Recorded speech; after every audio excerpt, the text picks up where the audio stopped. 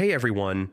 If you want to resize an image without losing quality, today I'll show you how to do it, step by step, using Photopea in just a few minutes. First, go to Photopea in your browser and click File, then select Open to upload your image from your computer. Next, click on Image in the top menu, then choose Image Size. This is where you control the width and height of your image. Now you'll see width and height settings. You can change the size in pixels or percentage.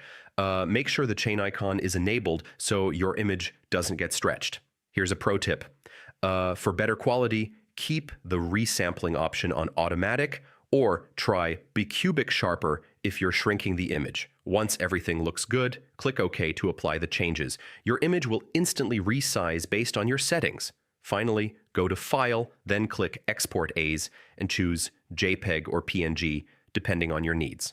Then download your resized image. And that's it. You just resized your image in Photopea without any complicated tools. Hope this helps. And yeah, happy editing. All right,